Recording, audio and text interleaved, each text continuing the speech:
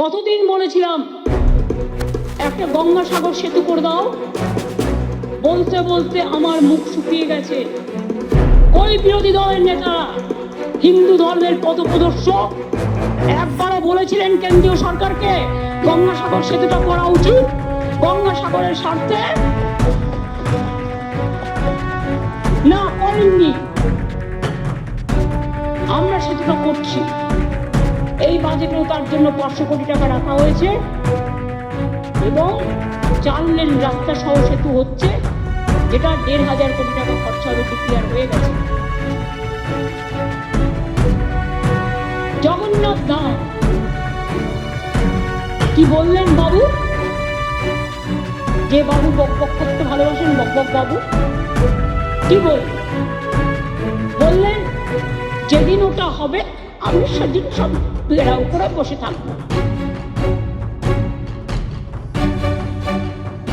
তার মানে আপনি চান না দীঘায় একটা হিন্দু ধর্মের অন্যতম পীঠস্থান জগন্নাথ ধাম হোক? খুব রাগ হচ্ছে, খুব জ্বালা হচ্ছে, খুব হিংসে হচ্ছে, কচুরিপানা হচ্ছে। কচু পাতা পাওয়া যায়, কচুরি পানায় যান পেয়ে যাবেন। সেগুলো দিয়ে বিচুটি বলছি না, কচুরি পানা। কুচুটি এটা বিচুটি না, বিচুটি আমি বলছি। কচুরি পানা আমাদের গ্রামের সম্পদ, তাই দিয়ে এখন অনেক কাজ হয়। সেগুলো ভালো করে মেখে একদম সেজে গুজে বসে থাকুন, দরকার হলে কাবার করে নিন কচুরি পানার, আর মানুষকে মনে করে দিন আমি জগন্নাথ ধাম করতে দেবো না। এত সস্তা, সাহস থাকলে, বুকের পাটা থাকলে আটকাবেন। মনে রাখবেন আমরা চ্যালেঞ্জ অ্যাকসেপ্ট করেছি।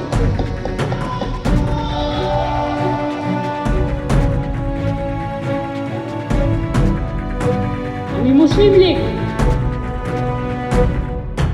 বাংলায় কত % মুসলিম থাকে? রিসেন্ট সেন্সাস হয়নি, আগের সেন্সাস অনুযায়ী যদি করি, বা মোটামুটি একটা অ্যাপ্রক্সিমেট প্রায় 30 থেকে 33% সংখ্যালঘুরা থাকেন। তারা খাবে না, তারা পড়বে না, তারা স্কুলে যাবে না, তারা শিক্ষা নেবে না, তাদের এক করে দিতে হবে, তাদের মারতে হবে, তাদের খুন করতে হবে। আর আমি যদি বলি আমার 5টা আঙুলে হিন্দু, বৌদ্ধ শিখো, জৈন, পারসিক, মুসলমান ও খ্রিস্টানি, সেটা অন্যায়। মঙ্গলবার বিধানসভায় বক্তব্য করেন মমতা ব্যানার্জি। সেখানে শুভেন্দুর আক্রমণের পাল্টা জবাব দেন।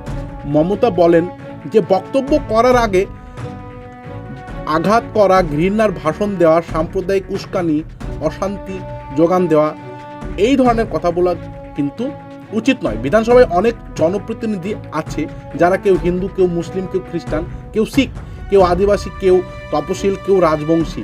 মানুষ সকলকে নির্বাচিত করে পাঠিয়েছেন।